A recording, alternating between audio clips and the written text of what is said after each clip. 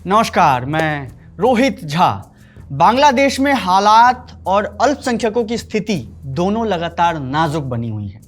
बांग्लादेश में भीड़ चुन चुन कर हिंदुओं पर जानलेवा हमला कर रही है। झेनेदाह में एक हिंदू रिक्शा चालक को भीड़ ने सिर्फ इसलिए पीटा क्योंकि उसके हाथ में कलावा बंधा हुआ था। ये घटनाएं देश में अल्पसंख्यकों की सुरक्षा को लेकर गंभीर चिंताएं पैदा कर रही है। रिक्शा चालक गोविंद बार बार रहम की गुहार लगाता रहा और कहता रहा कि वो सिर्फ एक मामूली रिक्शा चालक है, लेकिन भीड़ उसकी कोई बात नहीं सुनती और गोविंद को भारतीय एजेंट बताते हुए उस पर लगातार हमलावर होती है। इस घटना से गोविंद को कई गंभीर चोटें आई हैं, पर बांग्लादेश में हिंदुओं पर हमले की ये कोई पहली ऐसी घटना नहीं है। इसके पहले 25 साल का दीपू चंद्र दास ढाका के नज़दीक भालुका में जिस कपड़ा फैक्ट्री में काम करता था, इसी कारखाने के बाहर एक भीड़ उसे बेरहमी से तब तक पीटती रहती है जब तक वो अधमरा नहीं हो गया। फिर उसे नग्न अवस्था में एक पेड़ से लटका के उसके शरीर को आग के हवाले कर दिया गया। बांग्लादेश में आप अल्पसंख्यकों की स्थिति को इसी से समझिए कि 1962 में बांग्लादेश में जन्मी लेखिका तस्लीमा नसरीन का 1993 में उपन्यास लज्जा प्रकाशित हुआ तो तस्लीमा नसरीन को कट्टरपंथियों ने जान से मारने की धमकियां दी। उन्हें उसके बाद देश छोड़कर जाना भी पड़ा। पर लज्जा में तस्लीमा नसरीन ने बांग्लादेश में अल्पसंख्यकों पर हो रहे अत्याचार के बारे में खूब लिखा। बांग्लादेश में अल्पसंख्यकों के साथ आज जो कुछ भी हो रहा है उसे देखकर आम भारतीयों का खून खौल उठेगा, और निश्चित तौर पे होना भी चाहिए। कोई भी सरकार अगर अपने अल्पसंख्यकों को सुरक्षा प्रदान करने में नाकाम रहती है तो सरकार की जितनी आलोचना की जाए कम है। यूनुस सरकार को जवाब देना चाहिए कि तमाम दावे और वादे के बावजूद हिंदुओं का कत्लेआम आखिर कब तक चलता रहेगा बांग्लादेश में, जवाब देना चाहिए उन्हें। अब बांग्लादेशी हिंदुओं की स्थिति देखकर आपका खून जिस तापमान पे उबल रहा है, उसे खौलते हुए खून को लेकर आप सुबह की ट्रेन पकड़कर भारत आ जाइए। याद रखिए कि खून ठंडा नहीं पड़ना चाहिए। पहली तस्वीर है कर्नाटक के बेंगलुरु के कोरमंगला का रहने वाला सत्यनिष्ठ आर्य का, जिसमें वो एक पब्लिक डिबेट या प्रार्थना सभा में गाली गलौज करता हुआ और वहां मौजूद पादरी को धमकाता हुआ दिखता है। आर्य बाइबल को विदेशी किताब बताते हुए कहता है कि मेरे हिंदू राष्ट्र में सनातन के अलावा कोई भी विदेशी धर्म का प्रचार नहीं होगा। इस दौरान सत्यनिष्ठ आर्य जय श्री राम का नारा लगाता हुआ बहुत आक्रामक तरीके से पादरी को धमकाते हुए कहता है कि हिंदू राष्ट्र में ईसाई प्रचार बर्दाश्त नहीं किया जाएगा। ओम भूर्भुवः स्वः तत्सवितुर्वरेण्यं भर्गो देवस्य धीमहि धियो यो नः प्रचोदयात्। ओके, जय श्री राम, जय Shri Ram. Jesus Christ is not hours, Jesus Christ is not hours. हमारा कौन है? राम भगवान। Am I right? It should be. क्या इस वीडियो को देखकर आपका खून खौला?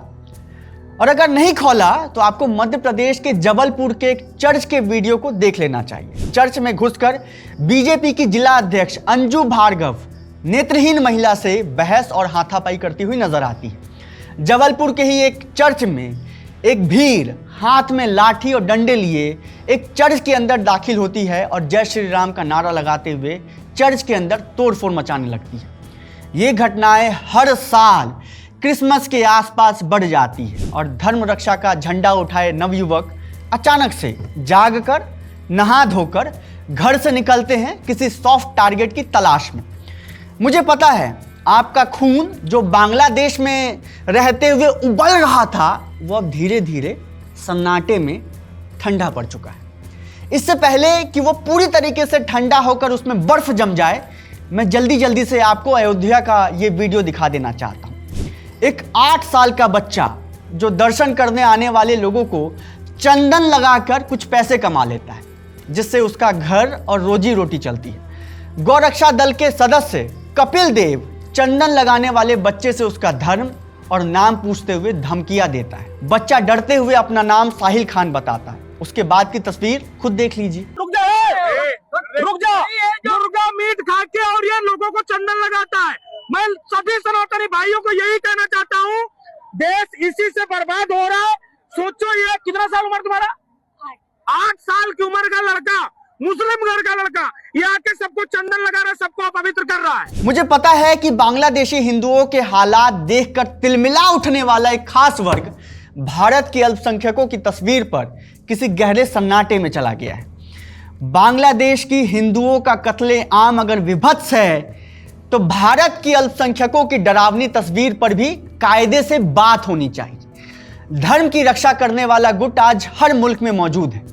ये उसी हेट फैक्ट्री से निकलती है जिस हेट फैक्ट्री से रेडियो रवांडा कत्लेआम के गुनाहगार निकलते हैं। इसी धर्म रक्षा और हेट फैक्ट्री के पैरोकार के खिलाफ कभी मंटो ने सहाय कहानी में लिखा था कि 1 लाख हिंदू मारकर मुसलमानों ने यह समझा होगा कि हिंदू मजहब मर गया है, लेकिन वो जिंदा है और जिंदा रहेगा।